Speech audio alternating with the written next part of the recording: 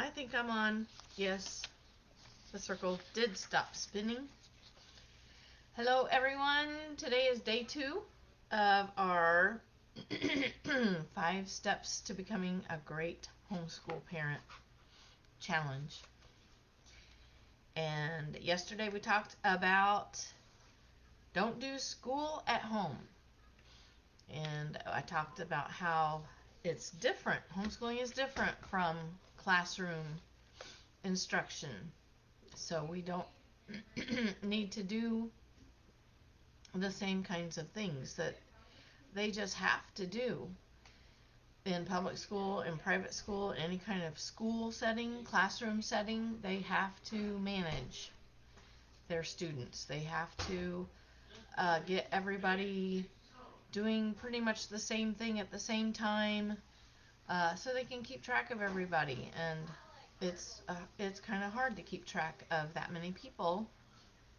So they have to do things in certain ways. They have to homogenize, and they have to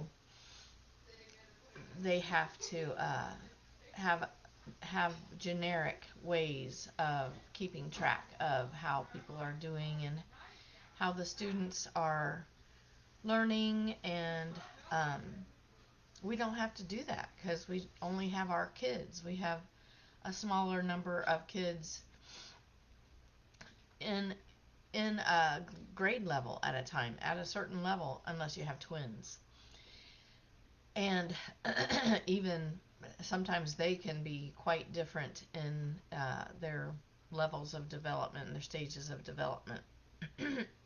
But we can individualize so much in homeschooling, and we can meet their needs. We can customize our curriculum and the ways that we choose to present the material, the way that we can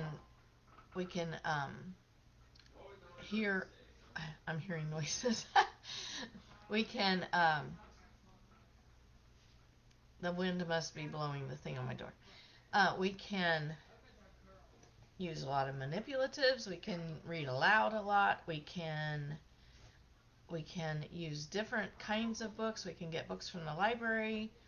We can use textbooks and workbooks. We can, I do use some workbooks. I don't use any textbooks. I must correct that. There have been a few textbook-like books that I've used that were written by homeschoolers, and they are written in a very interesting, because they are people who are passionate about the subject that they are talking about, like living books are. That's one of the definitions of a living book, is one that is written by one author, and a single author, and they're passionate about the subject. And that's one of the aspects, one of the attributes of a living book. Other things about living books is they tell a story. They're narrative form. And I'll have to look up the definition of living books again, but that is what Charlotte Mason recommends highly, that we use living books and not twaddle. They are at a level usually a little bit higher than your child's reading level, so that you're challenging them some as far as like their listening vocabulary, without them having to try to sound out every other word and really struggling just to read the text. You reading it aloud to them and reading stories that have higher level vocabulary than where they are at the moment stretches them. And they can learn what those words mean by the context of what else is happening in the sentence and paragraph and the story. And that's a good way to teach vocabulary too, is to read a story that is above their reading level, and but is like a really, really good story. There are so many really, really good stories, especially older stories. I don't have much use for newer stories for the most part. and authors who are writing now many times have different values than what I have and what traditional Christianity and what biblical values. So I usually stick with classics and many older books that a lot of people probably have never heard of. I'm trying to see if I have any of my, I don't have any of my suggested reading books here. I'll have to put those over. I'm at Gary's desk instead of mine, so I don't have everything easily accessible here. But I hope someone comes on today. I meant to send out messages to people letting them know I was about to go live in our challenge today, and I forgot to do that. I was watching something myself. So yesterday in the evening I put in a bonus video of my son Morgan telling about his thoughts about homeschooling, and he is very glad that he was homeschooled, and he had a lot to say. So if you want to watch that video, he is 19 years old now, and he is doing very well on his job, and he has some ambitions of becoming an actor or a model, and he has been working toward that. He took dance lessons on his own. I kind of thought of it, and I saw the Fred Astaire dance studio when I was driving one day, and I said, Morgan, I saw a dance studio called Fred Astaire Dance Studio. You should take dance lessons. It just came to me. I know it was the Lord. And when I said that, he's like, yeah, I want to do that. So he did. And he paid for it himself with his own money. He was 17, I think, then at that time. So his interview is really good. It's in the group. So it's a Facebook Live right in the news feed. So you ought to watch that. I had to start out because I had to wait for him to finish what he was cooking in the kitchen. So there's a little bit of me at the beginning, about 15 minutes. You can go past that if you want, and if you just want to listen to the part where Morgan was talking. But I don't see anybody in here yet, but I'll go ahead and start because it is 12:09. And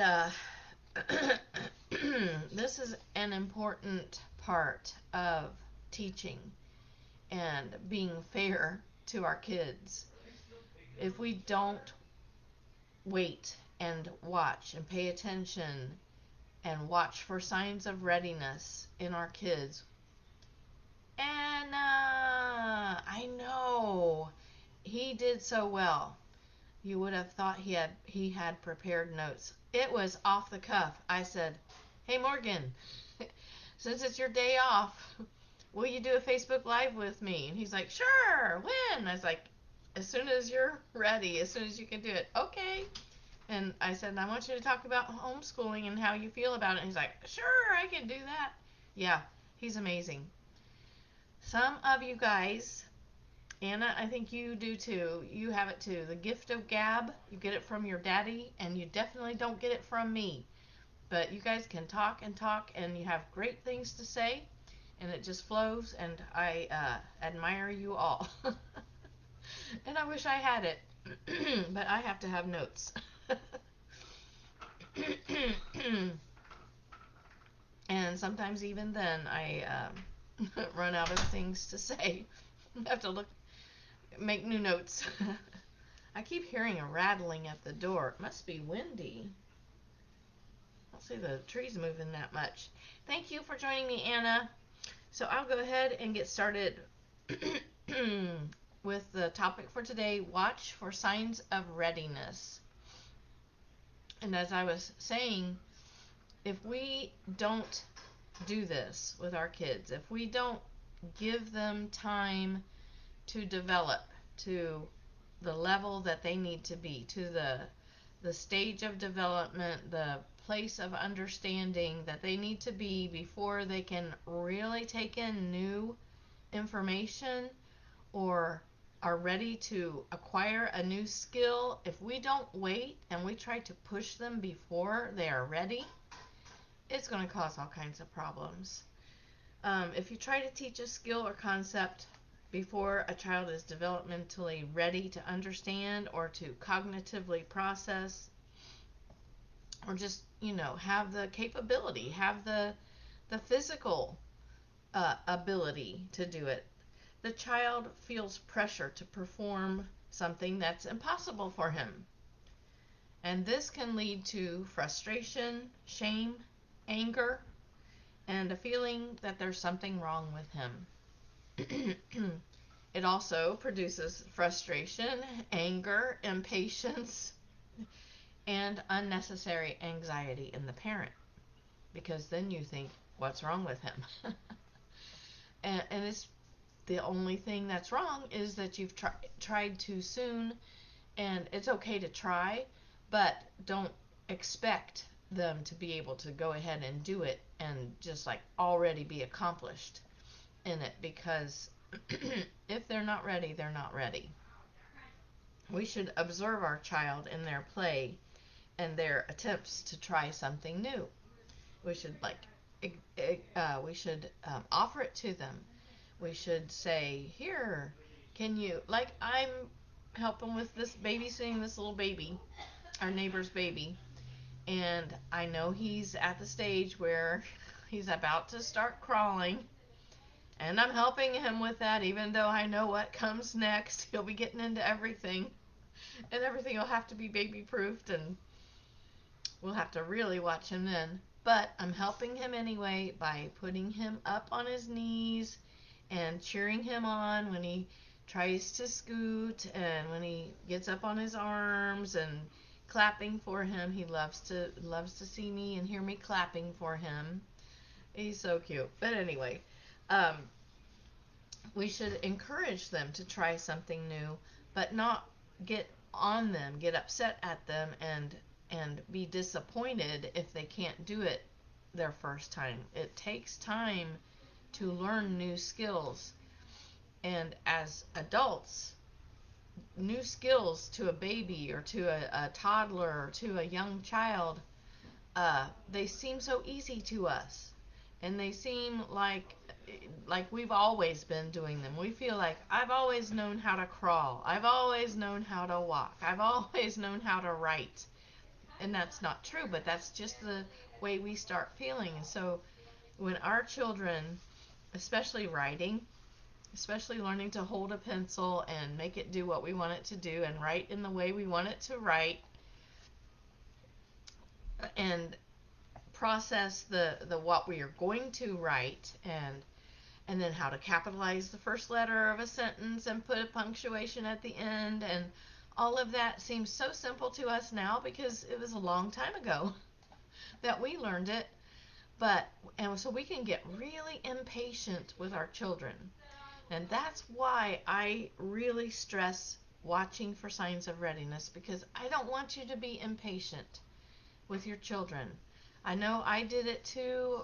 I think we all do it, but I'm just like, please don't put pressure on your child to do something they're not ready to do. They just are not capable of doing yet, and they will get to that place. They need to practice, practice, practice, and they will get better, and they will get to the place and the time that their brain is ready, that their their small motor skills, their muscles, everything is all lined up, everything has converged, and they're ready to do it, and they can do it. And a lot of times that happens overnight. Like the last time you tried it, they couldn't even come close to writing a letter A, and the next time you try it, especially if you give a little time in between, the next time they try it, they make a capital A just fine. And they have it touching the top line and going across on the dotted line. I hate teaching handwriting. It's the worst thing for me. I get so frustrated. So I just let them work with a workbook. When they're learning handwriting, I just give them the workbook and I tell them, do what it tells you to do. And I don't look, because I get really frustrated after I've said 1,000 times, no, the top of the letter has to touch the top line. And it's just so tedious to me. I just really can't take it. So I get the workbooks that explain a lot, show you exactly what to do, and tell them to do what the book says to do.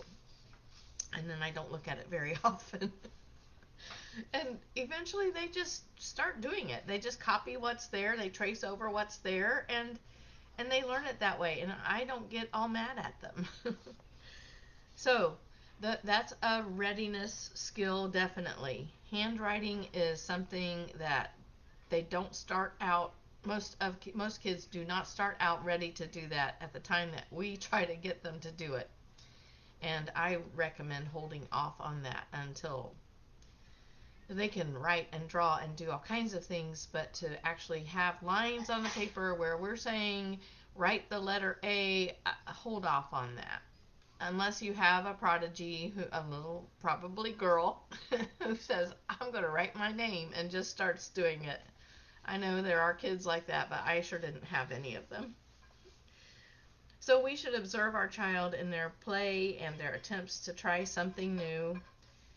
We should pay attention to the questions they ask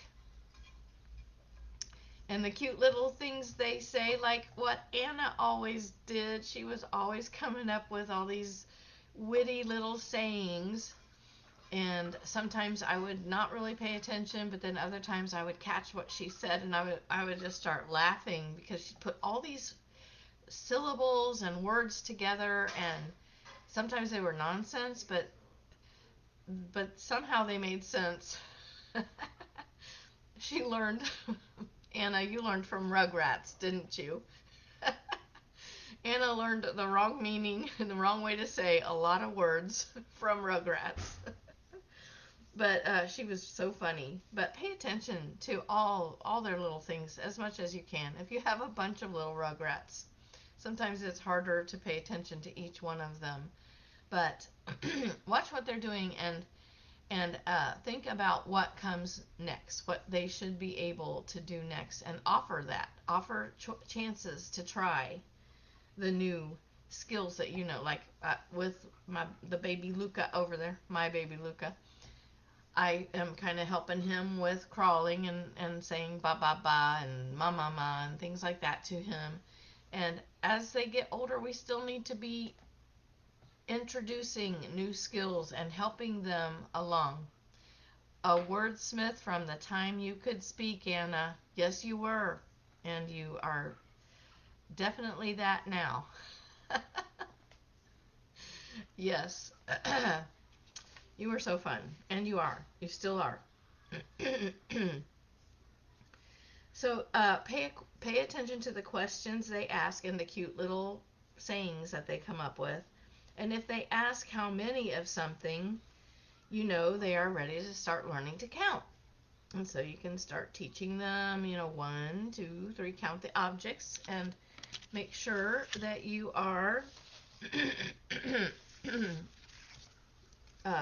emphasizing to them that this is 1, and you add on another one, and that's 2. And that they need to know one-to-one correspondence. So this would be 1 object, and then when you put it with this one, that's 2, and that's 3. It's not as if this is a 1, and by itself this is a 2, and this is a 3. They're cumulative. They add on to each other, and it takes all of these to have 3 of them. So you want to get that across to them. If you see that they are just spouting off 1, 2, 3, 4, 5, 6, 7, 8, 9, 10, and they don't know that this is one object and this is two objects, then they're not really ready. They're not really counting and knowing the value of the numbers. But don't rush them into learning to count to 10 all in one sitting. Teach them how to count by playing. Let them count objects, especially objects that are brightly colored and have interesting shapes and textures. I always loved the teddy bears. Those little plastic teddy bears that were red and yellow and blue and green. I just loved those teddy bears. I had those for my kids. I had those for my first graders when I was teaching in public school. Each of them had some in a little baggie in their desk. And if they could find them, we would take them out at math time and we would count. And that helped with their one-to-one correspondence, helped them to understand if you have one of those little teddy bears, that's one, and if you had two of them together, that's two. So I loved those. Blocks are good. Manipulatives are really necessary in teaching them how to understand number. So you teach them how to count by playing. You let them count objects brightly colored and have interesting shapes and textures. Let them lead the learning time by their interest and excitement. Don't push beyond their attention span. Let them have fun and feel the accomplishment of learning something new. They can feel their brain expanding. They feel proud of themselves. Show them that you're proud of them. You can read some books that purport to tell you what a child should know when. Like what a kindergartner should know, what a first grader should know, etc. But don't consider them gospel. Don't use them as a step-by-step checklist. All children learn at their own rate. We're all programmed uniquely and differently from everybody else. Your child's brain might operate in a different sequence from what the person writing the book thinks it should. Yeah, some of our brains operate in different sequences for sure. Your child may not be at the stage of development where he recognizes that a numeral represents a certain number of objects. Or he might not be ready to understand the very basic idea of one-to-one correspondence, so that he can recognize that only one number goes with each object that he counts. There are some intricate, rudimentary concepts that young children have to learn before moving on to basic counting. We don't think about the building blocks of understanding that have to be put in place before a child can grasp even the most simple concepts or ideas.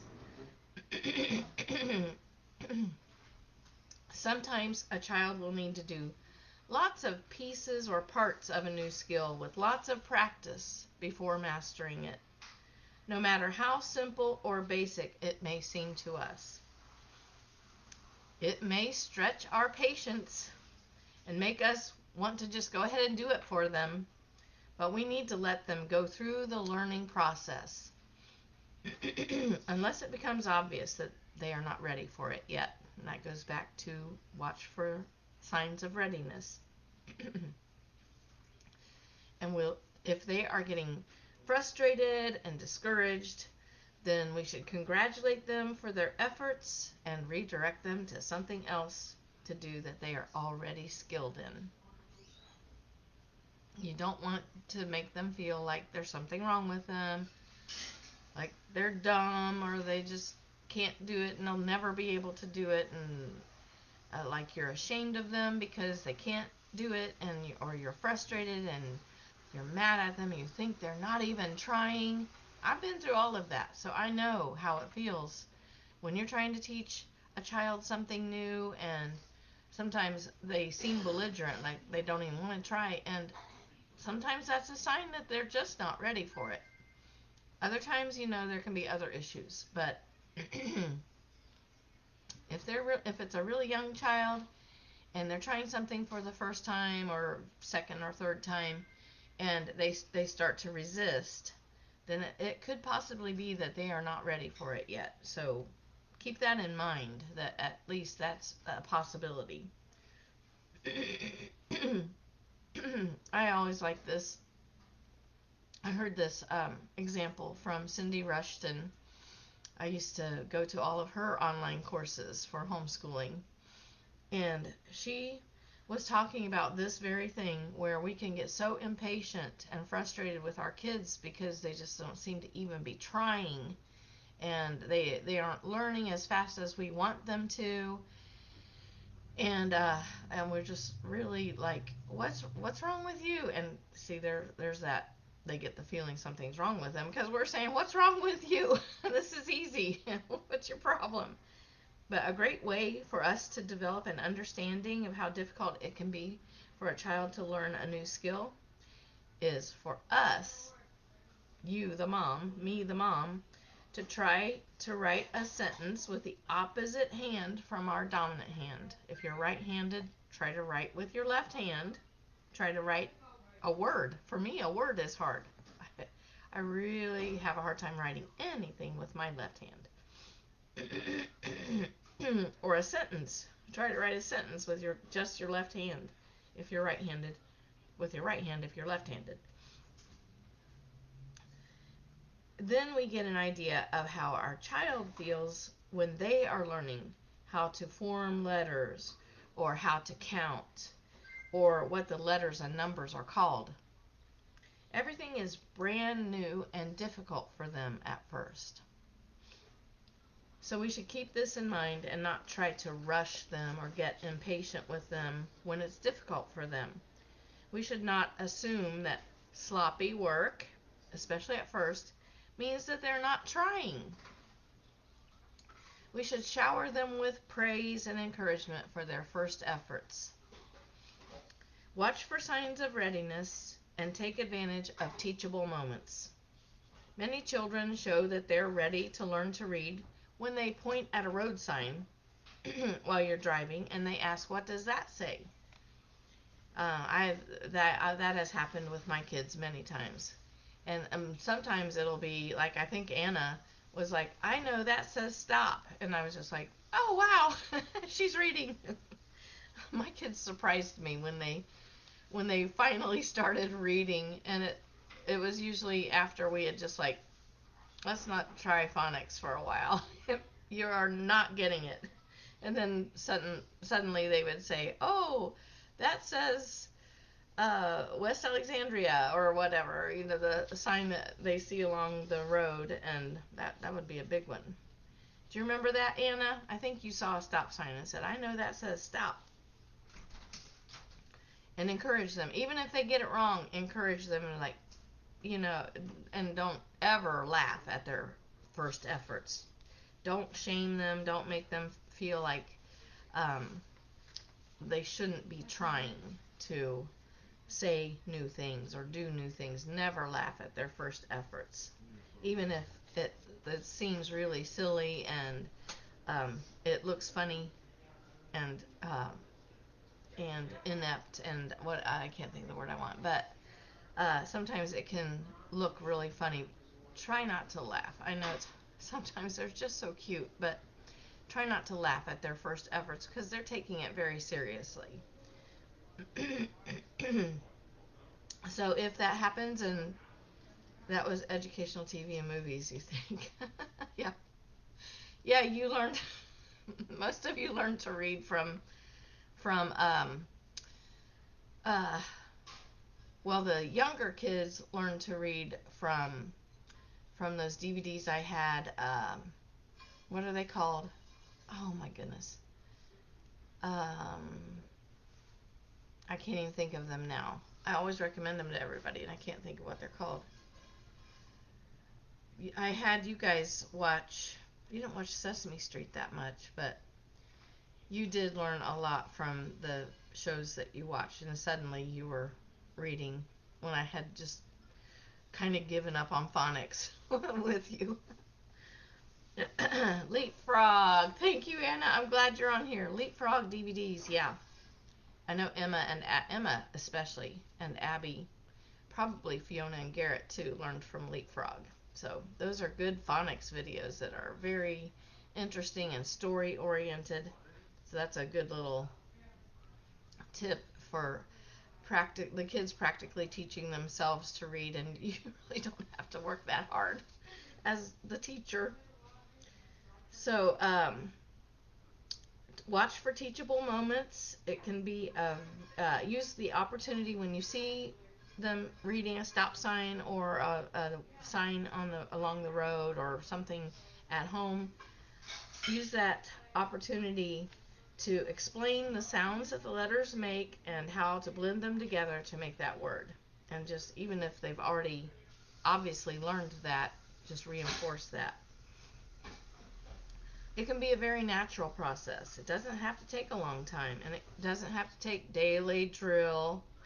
And some people will tell you that it does, but I have observed that with a child who is just like a normal learner without any learning disabilities or anything, if they have words in their environment, if they have books around, and you are reading to them, they're going to learn to read, and they're going to learn a lot of things naturally. And it's much less painful than boring workbook pages and flashcards. It's much more fun and interesting when they learn from real life because it's something that they want to learn. There can be a time and place for workbooks and flashcards, but look for chances to teach them from real life.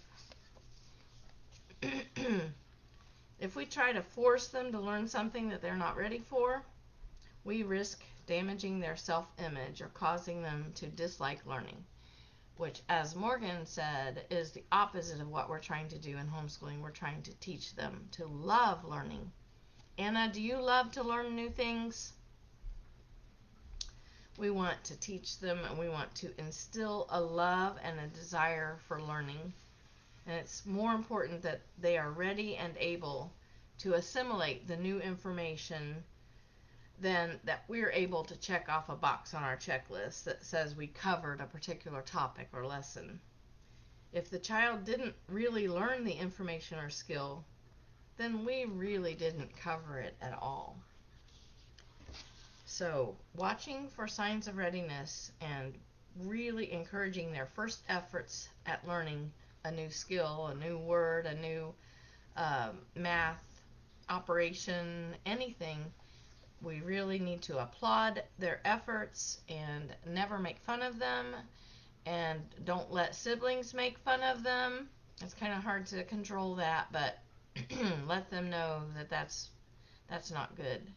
You know, just think about how you feel yourself when you're trying something new, and you don't want to be laughed at as you're making your first efforts, and a lot of times we will just stop trying to learn because we don't want to look like a fool and we don't want to be made fun of. So try to minimize that as much as you can in your home among the siblings, and set high goals and high standards for how we treat each other and how we encourage each other to try and to practice and to learn more. And we just, the older kids helping the younger kids, and teaching in a positive way, in a supportive way when the younger ones are trying to learn something new. So I only went half an hour this time. So I think that's all I needed to cover. I have all these books here. I will recommend this book, For the Children's Sake, by Susan Schaefer Macaulay. I don't know if you can see that subtitle, Foundations of Education for Home and School. In this book, Susan Schaefer Macaulay, who is Francis Schaefer's daughter, if you know Francis Schaefer, the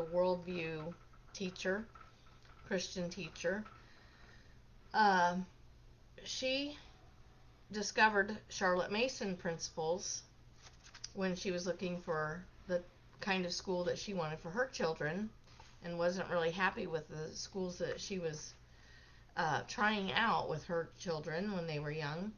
And she discovered Charlotte Mason principles and just fell in love with them. And Charlotte Mason lived in the late 1800s, but she was a really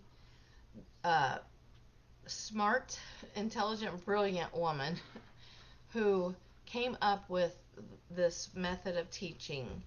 And she taught mothers to teach their own children, and she also had some schools and some teachers who used her methods.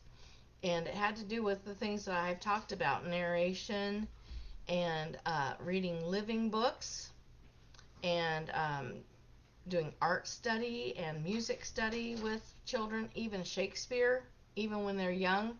I think that was the thing that really caught my attention, was just letting your kids explore and discover whatever they're ready for, whatever, that goes with our readiness theme, whatever they're interested in. And so I love this book. I have read through it several times, and I have recommended it many times. I've given this book away. It is like my favorite homeschool book ever. So if you want to see a really good explanation of Charlotte Mason homeschooling, if you're the least bit interested in Charlotte Mason methods and what Charlotte Mason thought of homeschooling, how to homeschool, how to teach, and home education was, she says, this says for home and school.